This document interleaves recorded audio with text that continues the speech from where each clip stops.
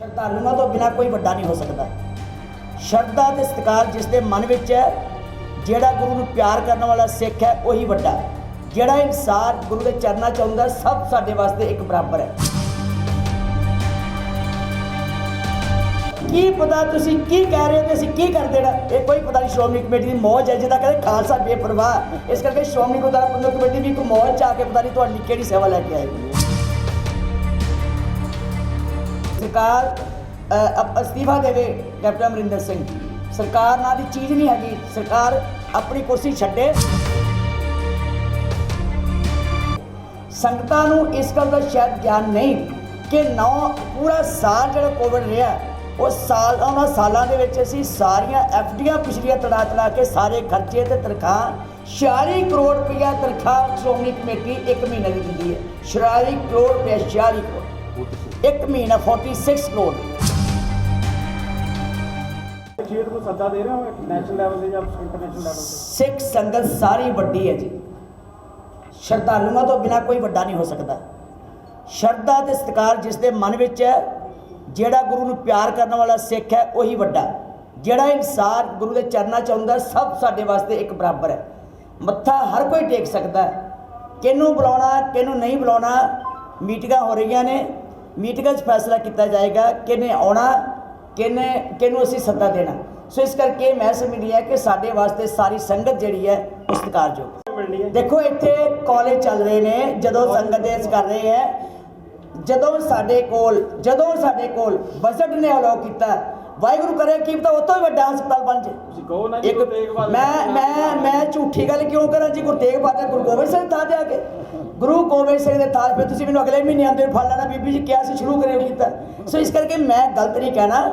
ਜਦੋਂ ਸਾਡੇ ਬਜਟ ਨੇ ਅਲਾਉ ਕਰਤਾ, ਉਸੇ ਵੇਲੇ ਕੀ ਪਤਾ ਤੁਸੀਂ ਕੀ ਕਹਿ ਰਹੇ ਹੋ ਤੇ ਅਸੀਂ ਕੀ ਕਰ ਦੇਣਾ, ਇਹ ਕੋਈ ਪਤਾ ਨਹੀਂ। ਸ਼੍ਰੋਮਣੀ ਕਮੇਟੀ ਦੀ ਮੌਜ ਹੈ, ਜਿਹਦਾ ਕਹਿੰਦੇ ਖਾਲਸਾ ਬੇਪਰਵਾਹ। ਇਸ ਕਰਕੇ ਸ਼੍ਰੋਮਣੀ ਗੁਰਦੁਆਰਾ ਪ੍ਰਬੰਧਕ ਕਮੇਟੀ ਵੀ ਇੱਕ ਮੌਜ 'ਚ ਆ ਕੇ ਪਤਾ ਨਹੀਂ ਤੁਹਾਡੀ ਕਿਹੜੀ ਸੇਵਾ ਲੈ ਕੇ ਆਏਗੀ। ਦਿਸਦਾ ਹੀ ਨਹੀਂ ਜੀ। ਤੁਸੀਂ ਦਿਨ ਦਿਹਾੜੇ ਕਤਲ ਹੋ ਰਹੇ ਹੈ, ਦਿਨ ਦਿਹਾੜੇ ਲੋਕਾਂ ਦੇ ਨਾਲ ਧੱਕੇ ਹੋ ਰਹੇ ਹੈ। ਚੋਣਾਂ ਵੇਖ ਲਓ, ਗੋਲੀਆਂ ਚੱਲ ਗਈਆਂ, ਲੋਕਾਂ ਦੇ ਨਾਲ ਘਾਣ ਹੋਇਆ, ਲੋਕਾਂ ਦੀ ਕੋਈ ਆਜ਼ਾਦੀ ਨਾ ਰਹਿ ਗਈ। ਘਰਾਂ ਰਾਹ ਜਾਂਦੇ ਅੱਜ ਚੋਰੀਆਂ ਲੁੱਟਾਂ ਹੋ ਰਹੀਆਂ। ਇੱਥੇ ਕਿਸੇ ਦਾ ਇਨਸਾਫ ਤੇ ਹੋ ਨਹੀਂ ਰਿਹਾ। ਸੋ ਮੈਂ ਸਮਝਦੀ ਹਾਂ ਕਿ ਲਾਅ ਐਂਡ ਆਰਡਰ, ਪੰਜਾਬ ਦੀ ਸਰਕਾਰ ਇਸ ਵੇਲੇ ਲਾਅ ਐਂਡ ਆਰਡਰ ਵਿੱਚ ਜਾਂ ਲੋਕਾਂ ਦੀ ਸਹੂਲਤਾਂ ਵਿੱਚ ਜਾਂ ਲੋਕਾਂ ਦੇ ਵਿਕਾਸ ਵਿੱਚ ਬਿਲਕੁਲ ਫੇਲ ਹੋ ਕੇ ਰਹਿ ਗਈ ਹੈ। ਤੇ ਜੋ ਵਾਅਦੇ ਕਰਕੇ ਲੋਕਾਂ ਨੂੰ ਗੁੰਮਰਾਹ ਕੀਤਾ ਸੀ, ਅੱਜ ਲੋਕ ਮਹਿਸੂਸ ਕਰਦੇ ਹੈ ਕਿ ਸਾਡੇ ਕੋਲ ਵੱਡੀ ਗਲਤੀ ਹੋ ਗਈ ਕਿ ਅਸੀਂ ਇਹਨਾਂ 'ਤੇ ਵਿਸ਼ਵਾਸ ਕਰਦੇ ਹਾਂ ਜੀ। ਪੰਜਾਬ ਦੇ ਵਿੱਚ ਵੀ ਰਾਸ਼ਟਰਪਤੀ ਰਾਜ ਲਾਗੂ ਕਰਨਾ ਚਾਹੀਦਾ। ਜੋ ਪਿਛਲੇ 4 ਮਹੀਨਿਆਂ ਦੇ ਇਵੈਂਟ ਦੇ ਵਿੱਚ ਕ੍ਰਾਈਮ ਦੇ ਵਿੱਚ ਵਾਧਾ ਹੋਇਆ, ਨਸ਼ਾਖੋਰੀ ਦੇ ਵਿੱਚ ਵਾਧਾ ਹੋਇਆ, ਲੁੱਟਾਂ ਖੋਹਾਂ 'ਚ ਵਾਧਾ ਹੋਇਆ, ਕਿਆ ਇਹ ਅਕਾਲੀ ਦਲ ਇਹਦੇ ਵਿੱਚ ਸਹਿਮਤ ਹੈ? ਅਸੀਂ ਤਾਂ ਕਹਿੰਦੇ ਸਰਕਾਰ ਨੂੰ ਵੈਸੇ ਹੀ ਖਤਮ ਕਰ ਦੇਣੀ ਚਾਹੀਦੀ। ਸਰਕਾਰ ਅਸਤੀਫਾ ਦੇਵੇ ਕੈਪਟਨ ਅਮਰਿੰਦਰ ਸਿੰਘ। ਸਰਕਾਰ ਨਾਂ ਦੀ ਚੀਜ਼ ਨਹੀਂ ਹੈਗੀ। ਸਰਕਾਰ ਆਪਣੀ ਕੁਰਸੀ ਛੱਡੇ, ਲੋਕਾਂ ਨੂੰ ਦੁਬਾਰਾ ਮੌਕਾ ਦੇਵੇ ਕਿ ਲੋਕ ਇਸ ਦਾ ਫੈਸਲਾ ਕਰ ਸਕਣ ਕਿ ਕਿਸ ਤਰ੍ਹਾਂ ਦੀ ਸਰਕਾਰ ਹੋਣੀ ਚਾਹੀਦੀ। ਉੱਤੇ ਹਮਲਾ ਹੋਇਆ ਤੇ ਉਹਨੂੰ ਕਾਫੀ ਬੁਰੀ ਤਰ੍ਹਾਂ ਦੇ ਨਾਲ ਹਮਲਾ ਹੋਇਆ, ਤੁਸੀਂ ਕੀ ਸਮਝਦੇ? ਦੇਖੋ ਮੈਂ ਇਹ ਤਾਂ ਸਮਝਦੀ ਹਾਂ ਕਿ ਸਰਕਾਰ ਨੂੰ ਇਹ ਜਿਹੜਾ ਮਸਲਾ ਸੀ ਇਹਨੂੰ ਛੇਤੀ ਹੱਲ ਕਰਨਾ ਚਾਹੀਦਾ ਸੀਗਾ। ਲੋਕਾਂ ਦੇ ਵਿੱਚ ਰੋਹ ਨਹੀਂ ਸੀ ਆਉਣ ਦੇਣਾ ਚਾਹੀਦਾ, ਲੋਕਾਂ ਦੀ ਪਰੇਸ਼ਾਨੀ 'ਚ ਨਹੀਂ ਸੀ ਵਾਧਾ ਕਰਨ ਦੇਣਾ ਚਾਹੀਦਾ। ਸਰਕਾਰ ਵੀ ਬੜੀ ਅੱਖਾਂ ਮੀਚ ਕੇ ਬੈਠੀ ਹੋਈ ਹੈ।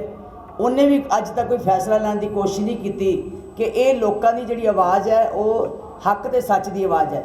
ਇਹ ਲੋਕਾਂ ਦੀ ਮੰਗ ਜਿਹੜੀ ਉਹ ਜਾਇਜ਼ ਹੈ, ਇਹਨੂੰ ਪੂਰੀ ਕਰਨੀ ਚਾਹੀਦੀ ਹੈ। ਮੈਂ ਸਮਝਦੀ ਹਾਂ ਕਿ ਸਰਕਾਰ ਦੇ ਅੜੀਅਲ ਵਤੀਰੇ ਕਰਕੇ ਅੱਜ ਜਿਹੜੇ ਇਸ ਢੰਗ ਨਾਲ ਇਮੋਸ਼ਨਲ ਤੌਰ ਦੇ ਉੱਤੇ ਇਹੋ ਜਿਹੀਆਂ ਕਾਰਵਾਈਆਂ ਕਰਦੇ ਆ, ਮੈਂ ਇਹ ਤਾਂ ਨਹੀਂ ਕਹਿੰਦੀ ਕਿ ਇਹ ਚੰਗੀ ਗੱਲ ਹੈ। ਮੈਂ ਦੇਖੋ ਜਿਹੜੀ ਗੱਲ ਮਾੜੀ ਹੈ ਉਹ ਮਾੜੀ ਹੈ, ਨਹੀਂ ਹੋਣੀ ਚਾਹੀਦੀ। ਪਰ ਇਹ ਸੋਚਣਾ ਪਏਗਾ ਕਿ ਇਹ ਹਾਲਾਤ ਕਿਉਂ ਪੈਦਾ ਹੋ ਰਹੇ। ਇਸ ਤਰ੍ਹਾਂ ਦੇ ਹਾਲਾਤ ਨਹੀਂ ਸੀ ਪੈਦਾ ਹੋਣ ਦੇਣੇ ਚਾਹੀਦੇ। ਸਰਕਾਰ ਜ਼ਿੰਮੇਵਾਰ ਹੁੰਦੀ ਹੈ, ਇਹ ਸਰਕਾਰ ਦੀ ਡਿਊਟੀ ਬਣਦੀ ਹੈ। ਪੰਜਾਬ ਗੌਰਮੈਂਟ ਕੀ ਕਰਦੀ ਹੈ? ਜੇ ਪੰਜਾਬ ਗੌਰਮੈਂਟ ਨੂੰ ਪਤਾ ਕਿ ਜਦੋਂ ਵੀ ਕੋਈ ਵਿਧਾਇਕ ਆਉਂਦਾ ਹੈ ਭਾਰਤੀ ਜਨਤਾ ਪਾਰਟੀ ਦਾ, ਲੋਕਾਂ 'ਚ ਰੋਹ ਪੈਦਾ ਹੁੰਦਾ, ਲੋਕ ਗੁੱਸੇ 'ਚ ਨੇ, ਤਾਂ ਇਹਨਾਂ ਦਾ ਫਰਜ਼ ਬਣਦਾ ਉਹਦੀ ਸਿਕਿਉਰਿਟੀ ਕਰਨੀ, ਉਹਨੂੰ ਬਚਾਉਣਾ। ਸੋ ਜੇ ਲੋਕ ਅੱਜ ਰੋਹ ਵਿੱਚ ਨੇ, ਇਸ ਗੱਲ 'ਚ ਗੁੱਸਾ ਉਹਨਾਂ ਨੂੰ ਕਿ ਸਾਡੀ ਮੰਗ ਨਹੀਂ ਪੂਰੀ ਕੀਤੀ ਜਾ ਰਹੀ, ਸਾਨੂੰ ਨਹੀਂ ਸੁਣਵਾਈ ਹੋ ਰਹੀ, ਤਾਂ ਫਿਰ ਸਰਕਾਰ ਦੀ ਡਿਊਟੀ ਬਣਦੀ ਹੈ ਕਿ ਉਹਨਾਂ ਨੂੰ ਅਲਰਟ ਕਰ ਦੇਣ ਕਿ ਤੁਸੀਂ ਨਾ ਬਾਹਰ ਜਾਓ। ਲੋਕਾਂ ਦੇ ਰੋਹ ਅੱਗੇ ਥੋੜ੍ਹਾ ਜਿਹਾ ਉਹਨਾਂ ਨੂੰ ਪਾਸੇ ਕਰ ਲੈਣਾ ਚਾਹੀਦਾ। ਸੋ ਮੈਂ ਸਮਝਦੀ ਹਾਂ ਕਿ ਕਿਸੇ ਦੀ ਸ਼ਖਸੀਅਤ ਨੂੰ ਇਸ ਤਰ੍ਹਾਂ ਨਜਾਇਜ਼ ਉਹਦੇ ਉੱਤੇ ਨੁਕਸਾਨ ਹੋਣਾ, ਇਹ ਤਾਂ ਹੈ ਮਾੜੀ ਗੱਲ, ਇਹ ਤਾਂ ਨਿੰਦਣਯੋਗ ਮੈਂ ਕਰਦੀ ਹਾਂ। ਪਰ ਇਹ ਵੀ ਗੱਲ ਹੈਗੀ ਹੈ ਕਿ ਸਰਕਾਰਾਂ ਵੀ ਜ਼ਿੰਮੇਵਾਰ ਹੁੰਦੀਆਂ। ਸਰਕਾਰਾਂ ਦਾ ਫਰਜ਼ ਬਣਦਾ ਹੈ ਕਿ ਇੱਜ਼ਤਦਾਰ ਬੰਦਿਆਂ ਦੀ ਜਾਂ ਰਿਸਪੌਂਸੀਬਲ ਬੰਦਿਆਂ ਦੀ ਤੁਸੀਂ ਕਿੱਦਾਂ ਸੁਰੱਖਿਆ ਕਰਨੀ। ਜੇ ਸੁਰੱਖਿਆ ਅੱਜ ਸਰਕਾਰ ਦੇ ਹੁੰਦਿਆਂ ਉੱਥੇ ਦੀ ਪੁਲਿਸ ਵੀ ਮੌਜੂਦ ਹੋਵੇ, ਸਰਕਾਰ ਇੱਥੇ ਹੋਵੇ, ਤਾਂ ਸਰਕਾਰ ਸੁੱਤੀ ਪਈ ਹੈ। ਉਹਨਾਂ ਨੂੰ ਨਹੀਂ ਪਤਾ ਕਿ ਲੋਕਾਂ 'ਚ ਰੋਹ ਹੈ, ਉਹਨਾਂ ਨੂੰ ਨਹੀਂ ਪਤਾ ਕਿ ਇਹ ਜਿਹੜਾ ਲੋਕਾਂ ਦਾ ਗੁੱਸਾ ਕਿਸੇ ਵੇਲੇ ਫੁੱਟ ਸਕਦਾ। ਸੋ ਕਿਸੇ ਵੇਲੇ ਕੁਝ ਲੋਕਾਂ 'ਚ ਗੁੱਸਾ ਐਸਾ ਆ ਜਾਂਦਾ ਕਿ ਉਹ ਭੜਕ ਪੈਂਦੇ। ਸੋ ਇਹਨੂੰ ਬਚਾਉਣ ਵਾਸਤੇ ਤੇ ਸਰਕਾਰ ਦੀ ਜ਼ਿੰਮੇਵਾਰੀ ਬਣਦੀ। ਪ੍ਰਧਾਨ ਮੰਤਰੀ ਨੂੰ ਫਾਰਮਲ ਇਨਵੀਟੇਸ਼ਨ ਦਿੱਤਾ ਜਾਵੇ। ਦੇਖੋ ਗੱਲ ਸਿੱਧੀ ਹੈ ਜੀ, ਮੈਂ ਬਾਰ-ਬਾਰ ਇਹ ਗੱਲ ਕਹੀ ਹੈ, ਪਹਿਲਾਂ ਵੀ ਕਹੀ ਹੈ, ਤੁਸੀਂ ਐਵੇਂ ਜਾਣ ਕੇ ਕਹਾਂਦੇ ਹੋ। ਜਦ ਤੁਹਾਨੂੰ ਪਤਾ ਕਿ ਅਸੀਂ ਕਿਹਾ ਕਿ ਹਾਲਾਤ ਦੇਖੋ, ਅੱਜ ਜੇ ਇੱਕ MLA ਦੀ ਹਾਲਾਤ ਹੋਏ ਹੈ ਕਿ ਐਡੇ ਵੱਡੇ ਸਮਾਗਮ ਦੇ ਵਿੱਚ ਜਦੋਂ ਅਸੀਂ ਪ੍ਰਧਾਨ ਮੰਤਰੀ ਜੀ ਨੂੰ ਲਿਆਵਾਂਗੇ, ਸਾਡੇ ਵਾਸਤੇ ਕਿੱਦਾਂ ਦੀ ਮੁਸੀਬਤ ਹੋਏਗੀ। ਅਸੀਂ ਕੌਮ ਦੇ ਇਸ ਮਹਾਨ ਸਮਾਗਮ ਦੇ ਵਿੱਚ ਕੋਈ ਐਸਾ ਹਰਕਤ ਨਹੀਂ ਹੋਣ ਦੇਣਾ ਚਾਹੁੰਦੇ ਜਿਹੜਾ ਸੰਗਤਾਂ ਦੀ ਸ਼ਰਧਾ ਦੇ ਸਤਿਕਾਰ ਨੂੰ ਕਿਤੇ ਠੇਸ ਪਹੁੰਚੇ। ਗੁਰੂ ਘਰ ਸਭ ਵਾਸਤੇ ਖੁੱਲ੍ਹੇ ਹੈ, ਗੁਰੂ ਘਰ ਦਾ ਦਰਵਾਜ਼ਾ ਹਰ ਇੱਕ ਵਾਸਤੇ ਖੁੱਲ੍ਹਾ। ਜਿਹੜਾ ਚਾਹੇ ਸ਼ਰਧਾ ਨਾਲ ਆ ਕੇ ਮੱਥਾ ਟੇਕ ਸਕਦਾ, ਉਹਨੂੰ ਸਨਮਾਨ ਨਾਲ ਸਤਿਕਾਰ ਨਾਲ ਅਸੀਂ ਜੀ ਆਇਆ ਕਹਿੰਦੇ ਹਾਂ।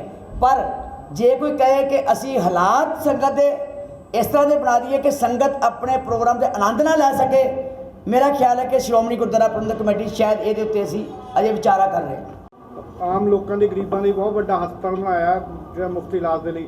ਸ਼੍ਰੋਮਣੀ ਗੁਰਦੁਆਰਾ ਪ੍ਰਬੰਧਕ ਕਮੇਟੀ ਅੰਮ੍ਰਿਤਸਰ ਵੱਲੋਂ ਵੀ ਅਜਿਹਾ ਕੋਈ ਉਪਰਾਲਾ ਕੀਤਾ ਜਾ ਰਿਹਾ ਹੈ। ਸਾਡੇ ਬਹੁਤ ਵੱਡਾ ਹਸਪਤਾਲ ਹੈ ਜੀ, ਉੱਥੇ ਤੇ ਇਕੱਲਾ ਇੱਕ ਡਾਇਲਿਸਿਸ ਦਾ ਬਣਾਇਆ ਹੈ ਜੀ, ਬਹੁਤ ਚੰਗੀ ਗੱਲ ਹੈ, ਬਹੁਤ ਵਧਾਈ ਹੈ ਕਿ ਡਾਇਲਿਸਿਸ ਬਣੇ ਹਸਪੀਟਲ। ਲੇਕਿਨ ਜਿਹੜਾ ਸ਼੍ਰੋਮਣੀ ਗੁਰਦੁਆਰਾ ਪ੍ਰਬੰਧਕ ਕਮੇਟੀ ਵੱਲੋਂ ਇਸ ਵੇਲੇ ਯੂਨੀਵਰਸਿਟੀ ਚੱਲ ਰਹੀ ਹੈ, ਮੈਡੀਕਲ ਯੂਨੀਵਰਸਿਟੀ, ਕੈਂਸਰ ਦਾ ਹਸਪਤਾਲ ਜਾਂ ਵੱਡੇ ਹਸਪਤਾਲ ਸੁਪਰ ਸਪੈਸ਼ਲਿਟੀਆਂ, ਉੱਥੇ ਤੁਸੀਂ ਕਿੰਨੀਆਂ ਸਹੂਲਤਾਂ ਨੇ ਜਿਹੜੀਆਂ ਕਿ ਮੁਫਤ ਦਿੱਤੀਆਂ ਜਾ ਰਹੀਆਂ। ਇੱਕ ਜਨਨੀ ਵਾਸਤੇ ਮੈਂ ਇੱਕ ਐਗਜ਼ਾਮਪਲ ਦਿਆਂਗੀ।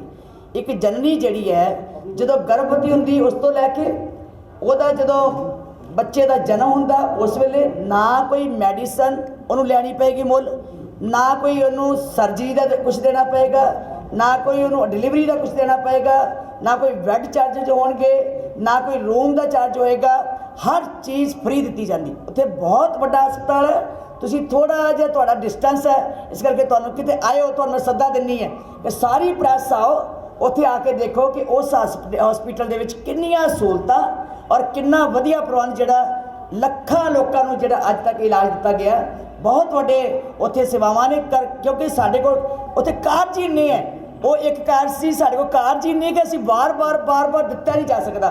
ਮੈਂ ਤੁਹਾਨੂੰ ਸੱਦਾ ਦਿੰਨੀ ਹੈ ਕਿ ਉੱਥੇ ਆ ਕੇ ਦੇਖੋ, ਆਪ ਆ ਕੇ ਦੇਖੋ। ਸਿੱਖ ਸੰਗਤਾਂ ਦੀ ਮੰਗ ਹੈ ਜਿਸ ਤਰ੍ਹਾਂ ਬਜਟ ਹੈਗਾ ਸ਼੍ਰੋਮਣੀ ਗੁਰਦੁਆਰਾ ਪ੍ਰਬੰਧਕ ਕਮੇਟੀ ਦਾ, ਹਰੇਕ ਜ਼ਿਲ੍ਹੇ ਦੇ ਵਿੱਚ ਅਜਿਹੇ ਹਸਪਤਾਲ ਬਣਾਉਣੇ ਚਾਹੀਦੇ ਨੇ। ਤੁਹਾਨੂੰ ਬਜਟ ਦੇ ਵਿੱਚ ਪਾਲਣਾ ਸੀ, ਮੈਂ ਗਲਤੀ ਕੀਤੀ ਇਸ ਵਾਰ, ਬਹੁਤ ਵੱਡੀ ਮੈਂ ਗਲਤੀ ਕੀਤੀ ਕਿ ਮੈਂ ਤੁਹਾਨੂੰ ਬਜਟ 'ਚ ਨਹੀਂ ਬਿਠਾਇਆ, ਕਿਉਂਕਿ ਇਹ ਲੋਕਾਂ ਦੀ ਜਿਹੜੀ ਗੱਲ ਹੈ ਨਾ ਜੀ, ਮੈਂ ਤੁਹਾਨੂੰ ਦੱਸਦੀ ਹੈ ਕਿ ਜਿੰਨੇ ਸਾਡੇ ਗੁਰਦੁਆਰੇ ਹੈ ਉਹਨਾਂ ਗੁਰਦੁਆਰਿਆਂ ਦੇ ਖਰਚੇ, ਉਹਨਾਂ ਸਾਰਿਆਂ ਦੀ ਆਮਦਨ 'ਚੋਂ ਅਸੀਂ 25% ਕੁਝ ਜਿਹੜਾ ਸਾਡਾ 85 ਦੇ ਗੁਰਦੁਆਰੇ ਹੈ ਉਹ 25% ਬਜਟ ਉੱਥੇ ਜਾਂਦਾ ਹੈ, ਬਾਕੀ ਸਾਰਾ ਰਹਿੰਦਾ ਗੁਰਦੁਆਰੇ ਦੇ ਵਿੱਚ। ਠੀਕ ਹੈ ਜੀ, 25% ਮੇਰਾ ਖਿਆਲ ਹੈ ਕਿ 10% 15% ਗੁਰਦੁਆਰੇ ਹੈ ਜਿਹੜੇ ਉੱਥੇ 25% ਜਮ੍ਹਾਂ ਕਰਾਉਂਦੇ ਹੋਣਗੇ ਧਰਮ ਪ੍ਰਚਾਰ ਫੰਡ ਵਾਸਤੇ। ਐਜੂਕੇਸ਼ਨ ਫੰਡ ਜਿਹੜਾ 10-15% ਗੁਰਦੁਆਰੇ ਹੋਣਗੇ ਜਿਹੜੇ ਐਜੂਕੇਸ਼ਨ ਫੰਡ ਉੱਥੇ ਜਮ੍ਹਾਂ ਕਰਾ ਸਕਦੇ, ਬਾਕੀ ਕਿਸੇ ਦੇ ਖਰਚੇ ਹੀ ਪੂਰੇ ਕਰਨੇ ਔਖੇ ਹੋਏ ਪਏ। ਸੰਗਤਾਂ ਨੂੰ ਇਸ ਗੱਲ ਦਾ ਸ਼ਾਇਦ ਗਿਆਨ ਨਹੀਂ ਕਿ ਪੂਰਾ ਸਾਲ ਜਿਹੜਾ ਕੋਵਿਡ ਰਿਹਾ ਉਹ ਉਹਨਾਂ ਸਾਲਾਂ ਦੇ ਵਿੱਚ ਅਸੀਂ ਸਾਰੀਆਂ FDਆਂ ਪਿਛਲੀਆਂ ਤੜਾ ਕੇ ਸਾਰੇ ਖਰਚੇ ਤੇ ਤਨਖਾਹ 46 ਕਰੋੜ ਰੁਪਈਆ ਤਨਖਾਹ ਸ਼੍ਰੋਮਣੀ ਕਮੇਟੀ ਇੱਕ ਮਹੀਨੇ ਦੀ ਦਿੰਦੀ ਹੈ। 46 ਕਰੋੜ ਰੁਪਇਆ, 46 ਕਰੋੜ ਇੱਕ ਮਹੀਨਾ, 46 ਕਰੋੜ ਤੇ 9.5 ਕਰੋੜ ਰੁਪਇਆ ਇਕੱਲਾ ਦਰਬਾਰ ਸਾਹਿਬ ਦੇ ਮੁਲਾਜ਼ਮਾਂ ਦੀ ਤਨਖਾਹ ਇੱਕ ਮਹੀਨੇ ਦੀ। ਇਸੇ ਤਰ੍ਹਾਂ ਇਹਨਾਂ ਗੁਰਦੁਆਰਿਆਂ ਦੀ।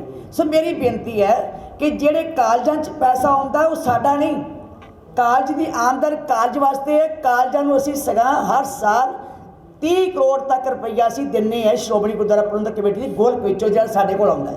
25-30 ਕਰੋੜ ਰੁਪਏ ਮਦਦ ਦਿੰਦੇ ਹਾਂ। ਸਾਨੂੰ ਕਿਸੇ ਕਾਲਜ ਵਿੱਚੋਂ ਆਮਦਨ ਉੱਥੇ ਜਮ੍ਹਾਂ ਨਹੀਂ ਹੁੰਦੀ, ਲੇਕਿਨ ਸਾਡੇ ਬਜਟ ਵਿੱਚ ਲਿਖਣੀ ਪੈਂਦੀ ਹੈ। 200 ਕਰੋੜ ਹੋਇਆ, 400 ਕਰੋੜ ਹੋਇਆ, ਸਾਨੂੰ ਲਿਖਣੀ ਪੈਂਦੀ ਹੈ। ਉਹ ਜਿਹੜੀ ਆਮਦਨ ਹੁੰਦੀ ਸਾਡੇ ਕੋਲ ਜਮ੍ਹਾਂ ਨਹੀਂ ਹੁੰਦੀ, ਉਹ ਕਾਲਜਾਂ 'ਤੇ ਖਰਚ ਹੁੰਦੀ, ਤਨਖਾਹਾਂ 'ਤੇ ਖਰਚ ਹੁੰਦੀ। ਸੋ ਮੇਰੀ ਬੇਨਤੀ ਹੈ ਇਸ ਢੰਗ ਨਾਲ ਪੇਸ਼ ਨਾ ਕਰਿਆ ਕਰੋ, ਕਿਉਂਕਿ ਸ਼੍ਰੋਮਣੀ ਗੁਰਦੁਆਰਾ ਪ੍ਰਬੰਧਕ ਕਮੇਟੀ ਕੇਵਲ 25% ਧਰਮ ਪ੍ਰਚਾਰ ਫੰਡ ਲੈਂਦੀ ਹੈ, ਜਿਹੜਾ ਕਿ ਸਾਰੇ ਕਾਰਜ ਅਸੀਂ ਕਰਦੇ ਹਾਂ। ਜਿਹੜੇ ਸਾਡੇ ਹਸਪਤਾਲ ਹੈ, ਜਿਹੜੇ ਕਾਲਜ ਹੈ, ਜਿਹੜੀ ਯੂਨੀਵਰਸਿਟੀਆਂ ਨੇ, ਅਸੀਂ ਸਭਨਾਂ ਨੂੰ ਮਦਦ ਦਿੰਦੇ ਹਾਂ, ਸਾਨੂੰ ਆਮਦਨ ਨਹੀਂ ਆਉਂਦੀ। ਸੋ ਇਸ ਕਰਕੇ ਸ਼੍ਰੋਮਣੀ ਕਮੇਟੀ ਸੰਗਤ ਦੀ ਗੋਲਕ 'ਤੇ ਹੈ। ਜੋ ਮੱਥਾ ਟੇਕਦੀ ਸੰਗਤ ਉਹਦੇ ਵਿੱਚੋਂ ਅਸੀਂ ਸਾਰੇ ਕਾਰਜ ਕਰਦੇ, ਉਹ 'ਚੋਂ ਧਰਮ ਪ੍ਰਚਾਰ, ਉਹ 'ਚੋਂ ਐਜੂਕੇਸ਼ਨ, ਉਹ 'ਚੋਂ ਹਸਪਤਾਲ। ਇਸ ਕਰਕੇ ਚਿੰਤਾ ਨਾ ਕਰਿਆ ਕਰੋ, ਅਗਲੀ ਵਾਰੀ ਜਿਹਦਾ ਜੀ ਕਰੇ ਉਹ ਬਜਟ ਵਿੱਚ ਮੈਂ ਬਿਠਾਵਾਂਗੀ। Please subscribe our channel and press the bell icon ताकि कोई भी नवी अपडेट तुझे बिल्कुल भी मिस ना करो।